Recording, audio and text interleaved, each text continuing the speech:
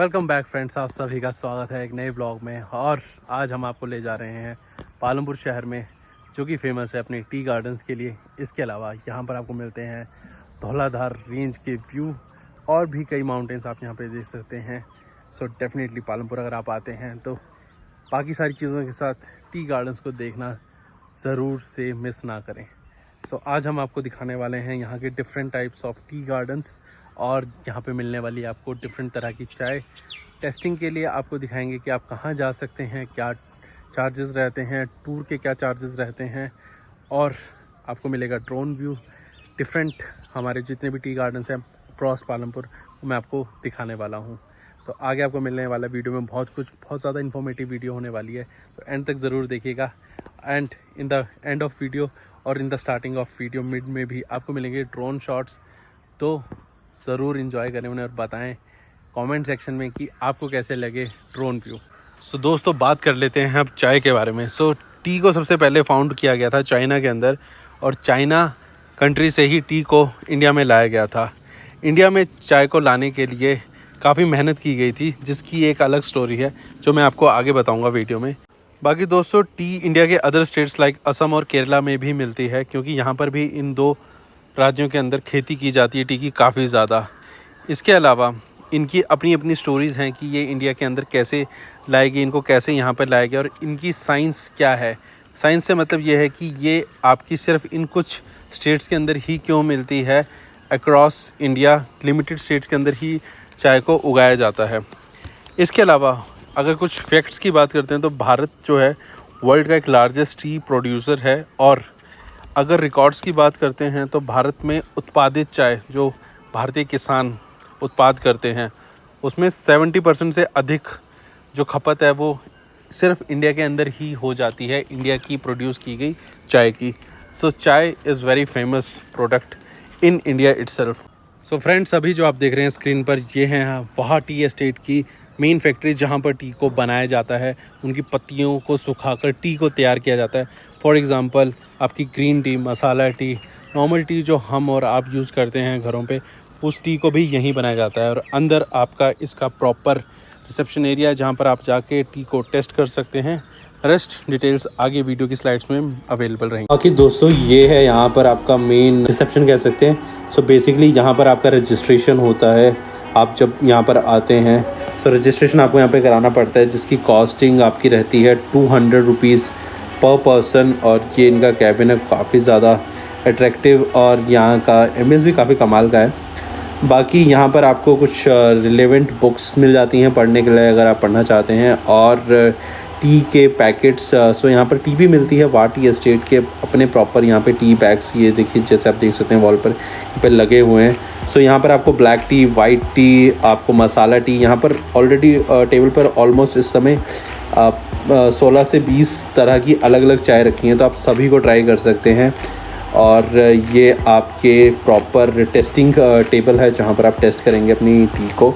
और बाहर इनका ये लॉन्च रूम जहाँ पर आप अपना कुछ खाने पीने का अगर ऑर्डर करना चाहें तो अगर आप आते हैं तो कर सकते हैं। बाकी टी एस्टेट आपका पूरा अक्रॉस फैला हुआ है यहाँ। बाकी दोस्तों, अगर बात करते हैं टी गार्डन की, तो टोटल 526 एकड़ का ये टोटल स्पेस है जहाँ पे वहाँ टी एस्टेट को इस्टेब्लिश किया गया है। आउट ऑफ विच 272 से 280 एकड़्स में सिर्फ टी गार्डन्स ही अवेलेबल हैं। और यहाँ पर आपको डिफरेंट टाइप्स ऑफ टी, जैसे मैंने आपको पहले बताया, मिल जाती हैं देखने के लिए। और अगर आप परचेज़ करते हैं तो आपके पास at least 16 to 20 varieties of tea available रहती हैं अकेले इस पर्टिकुलर लोकेशन के अंदर। शुरू हो चुका है, हम आगे जा रहे हैं, और फर्दर मेरे आप चारों तरफ देख सकते हैं आपका टी गार्डन्स हैं। बाकी यहाँ पर आपको पता चलेगा टी कैसे आई चाइना से इंडिया में, कैसे स्मगल किया गया उसे, किस तरह से इसका कल्टीवेशन होता है, और इसके अलावा इसके कुछ फैक्ट्स की ग्रीन टी जो कुछ लोग पीते हैं तो कुछ लोगों की ये शिकायत रहती है वो कड़वी रहती है, तो वो कड़वाहट क्यों होती है उसका भी रीज़न है, तो वो भी आपको जानने को आगे बहुत मिलने वाला है। तो काफ़ी इन्फॉर्मेटिव आपका वीडियो होने वाली है, तो स्टे ट्यून्ड टिल एंड तक, और आगे आप पूरी वीडियो देखें, काफ़ी मज़ा आएगा। इन्फॉर्मेशन आपको काफ़ी मिलने वाली है यहाँ पर।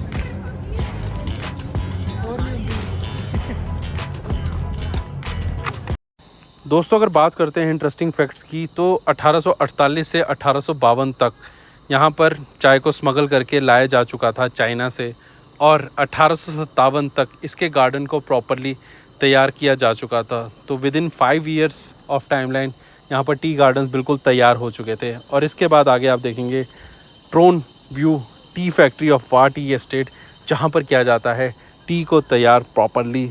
और आई होप आपको पसंद आ रहे होंगे ड्रोन व्यू। और अगर आप यहाँ तक वीडियो देख रहे हैं तो आगे वीडियो को एंड तक ज़रूर देखिएगा। आगे और भी कई इंटरेस्टिंग फैक्ट्स हैं जो आप मिस आउट कर रहे होंगे।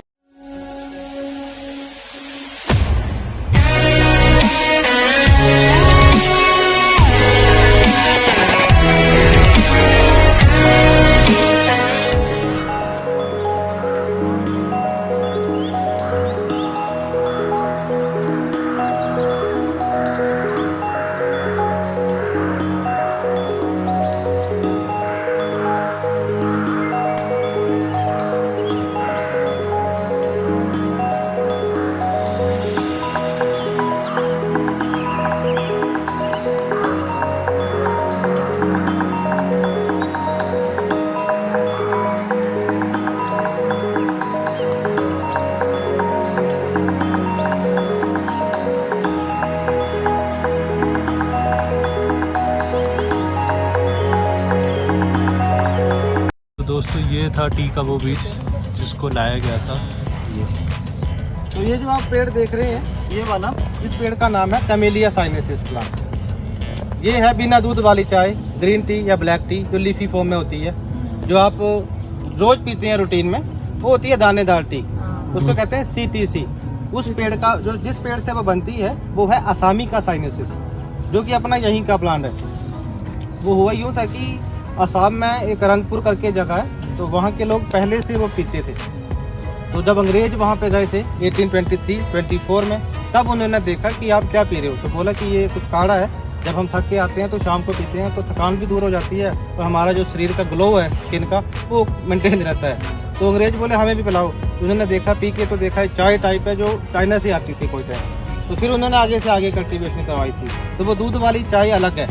अब ये जो है कैमेलिया साइनेंसिस, ये चाइना से आई है। जब अंग्रेज लोग यहाँ रहते थे तो यहाँ पे चाय नहीं थी, चाय चाइना से आती थी। यहाँ से मे भी पाकिस्तान, अफगानिस्तान वगैरह एरिया से अपना अफीम जाता था, ओपियम ट्रेड होता था, तो वहाँ से चाय उसके बदले में आती थी। तो वहाँ का जो राजा था वो परेशान हो गया कि यहाँ से जो ओपियम जा रही है, वहाँ के लोग क्या करते थे, चाइनीज़ की उसमें तम्बाकू वगैरह मिक्स करके वो अफीम लेते थे। नशे वाला आदमी है, नशा सोचता है वो करने वाला कि थोड़ा ज़्यादा नशा होता है तो क्या जन्नत का नज़ारा आता है। तो उससे में भी कुछ पागल हो जा रहे थे, कुछ मर जा रहे होंगे, कुछ थोड़ा वो राजा बड़ा परेशान था। उसने क्या किया, ओपियम ही बंद करा दिया यहाँ से, क्योंकि अपनी प्रजा बचानी थी उसने। तो यहाँ से फिर ओपियम बंद हो गया और वहाँ से चाय बंद होगी यहाँ आना।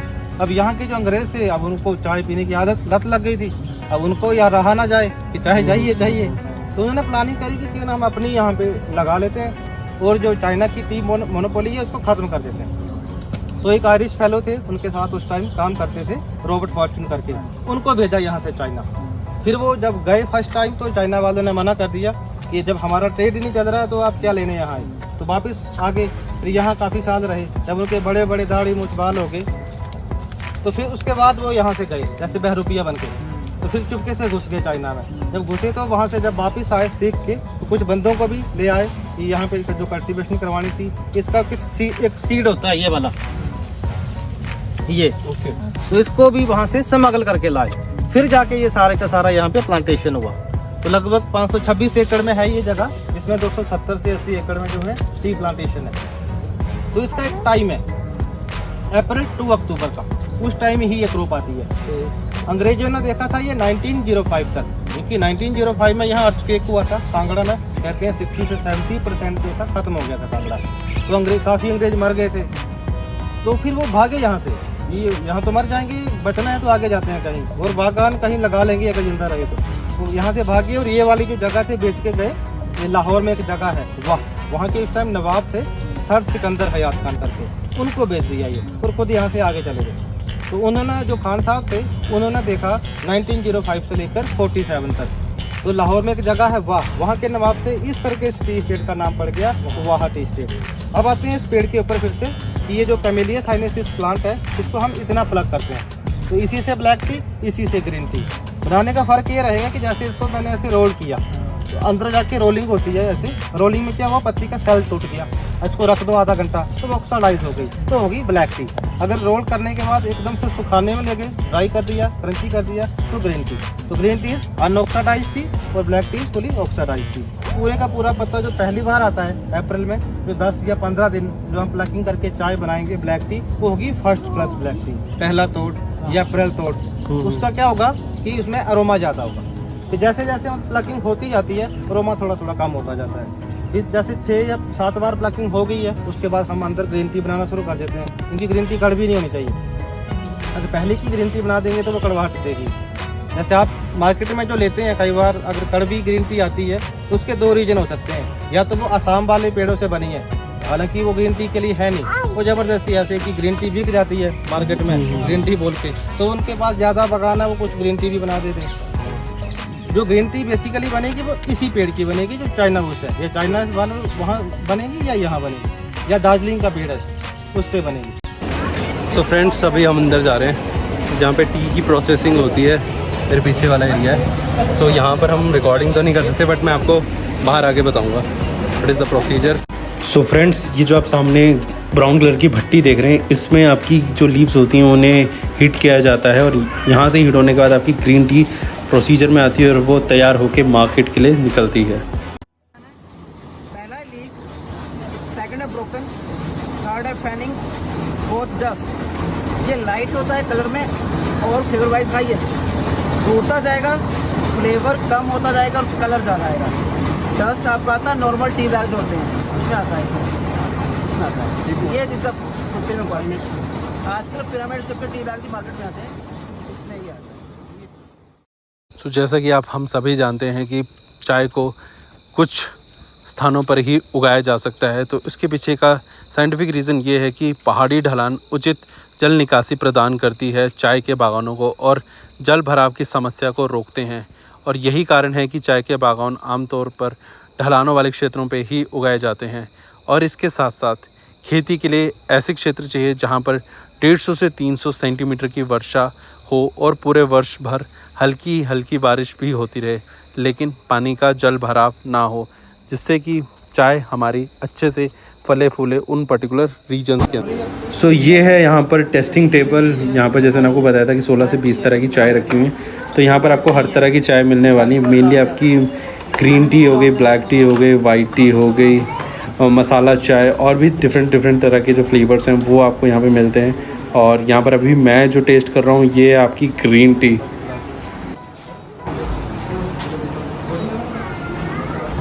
ये नहीं बिल्कुल भी कड़वी नहीं है।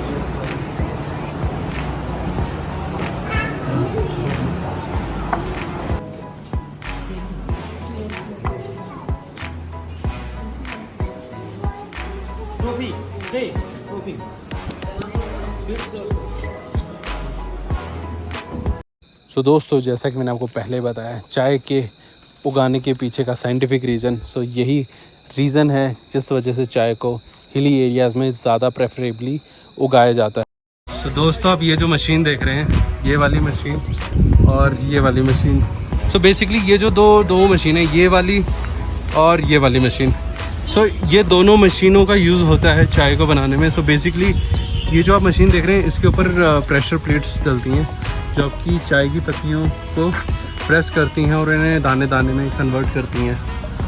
Same with goes with this machine also. So ये दोनों जो मशीन्स होती हैं, तो सेम ऐसी मशीनें अंदर लगी हुई हैं, and these machines are like 100 years old.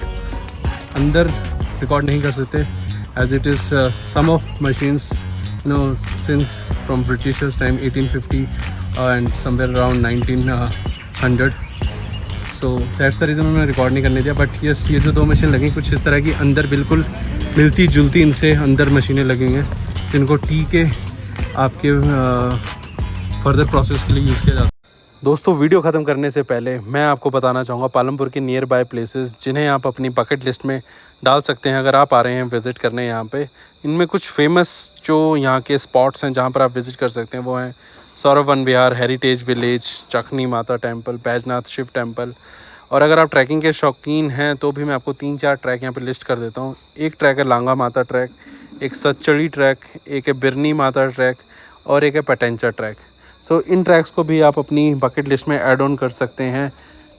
Difficulties इनकी बिगिनर टू मॉडरेट रहेगी, तो ज़्यादा टफ नहीं है, आप इनको कर सकते हैं इजली। रेस्ट आप इंजॉय करें ड्रोन शॉट्स, और मिलता हूँ मैं आपको नेक्स्ट स्लाइड में।